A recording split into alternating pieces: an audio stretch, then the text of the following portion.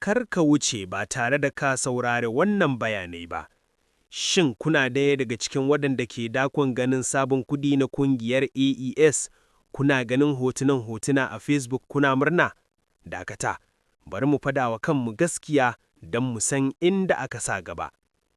Menene gaskiyar lamarin yanzu? ‘Yan uwa, sha'awar ganin sabon kuɗi na kashin kanmu abin alfahari ne, amma dole mu sani har yanzu ba a raba sabon kuɗi da. Waɗancan hotunan da kuke gani a yanar gizo yawancinsu design ne kawai na mutane, ba kuɗin hukuma ba. Shugabanninmu Burkina, Mali, Nijar suna nan suna aiki tukuru, amma harka ce ta tattalin arziki wacce take bukatar lokaci da kiyayewa. Me yasa abin ya ɗauki lokaci? Sharadin nasara. Kirkiro kuɗi ba buga takarda ba ne. Don kuɗinmu ya yi daraja, dole mu gina bankin musamman, Bank Central, wanda zai kula da kuɗin. Dole mu samu zinariya da sauran dukiya, su ne suke ba kuɗi daraja a idon duniya.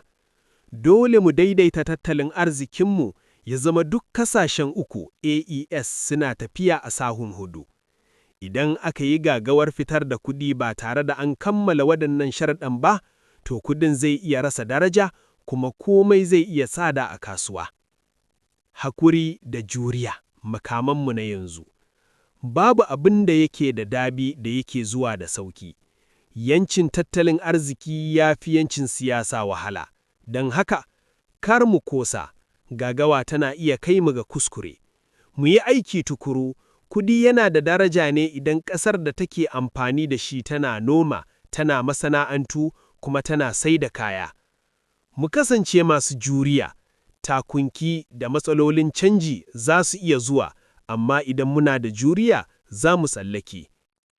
Kira ga matasa da ma'aikata, maimakon mu zura ido muna jiran ranar da kudin zai fito, bari mu fara aiki, mu koma gona, mu binkisa kasuwancinmu, mu haɗa kai. Kudinmu zai yi ƙarfi ne kawai idan mu ma muna da ƙarfi a aikace. Kammalawa, hanyar ‘yanci tana da tsawo kuma cike take da kalubale, amma da yardar Allah idan muka haɗa hakuri, ilimi da aiki tukuru, sabon kudinmu zai zama dalilin